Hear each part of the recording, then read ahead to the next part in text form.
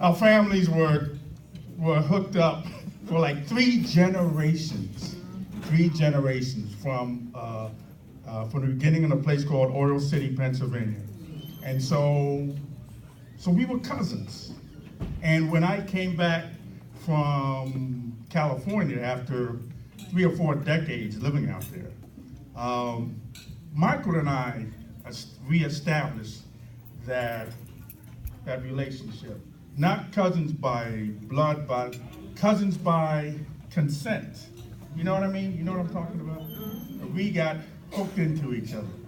And Michael reacquainted me with my hometown of Philly.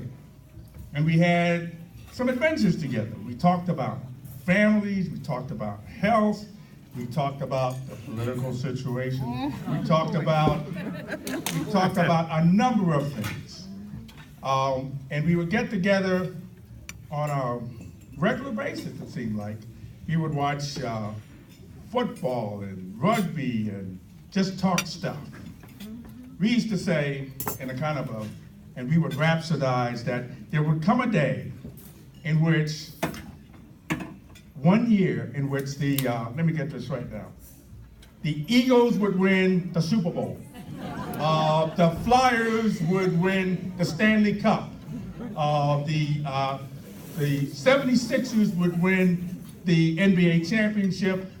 And what's the other team? The Phillies would win the World Series.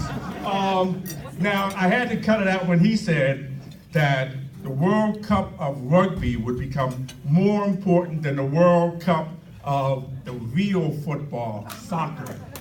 I said that would be an alternate universe for that thing. But we had adventures. One time we were out on the town because Michael was a bon vivant, a man about town, a quintessential Philadelphian, okay? He believed in Scepter. He believed in pretzels, whatever, okay? So we were about town and we were coming from an Italian restaurant that I had found. And so we went back to the street that he was living on, okay? This was in what I called South Philly and what he called Center City South. Like Washington Avenue, whatever. Okay, so we went on this street that was about as narrow as like this. Right here. Cars literally could not fit on that street. And so you had to park on the sidewalk. So we got out, and, we've just been talking stuff for maybe 2 or 3 hours. Well, maybe 4 hours. And Michael said to me, Cuz, I don't have the key to get into my house. I said, what? You don't have the key to get into your house? And so he said, well, we'll have to get in. And so Michael wasn't climbing through a window. I climbed through the window, and meanwhile, check this out. 2 brothers in the middle of the night in a gentrified neighborhood climbing through a window to a house. But I was confident that with any of the, Philadelphia PD came in, that Michael could talk them out. So I got in, opened the door, and let him into his place.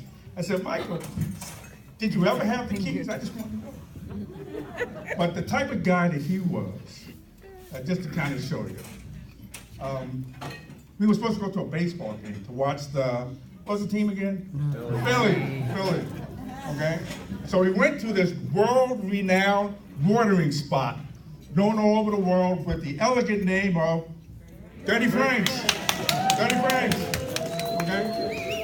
And so we were supposed to go to the baseball game, but throughout the night, people came in that Michael had talked with, that he worked with, that he was a rugby ball player with, and Michael would introduce every one of them. This is my cousin Rick. I would meet them, we talked, and by the time we looked around, it was 10 o'clock, so we never made it to it. Michael was a sweet man. Michael was an expansive man. Michael was a loving man. He loved his family, he loved his friends, he loved his city, he loved his country, and he loved the arts. Anytime that I could go to see him sing or play, as in Driving Miss Daisy, or whatever, I would go because he was truly my cousin. Michael, I miss you. And happy birthday, Michael. You are with Miss Carol and my man Mickey. You're with them now.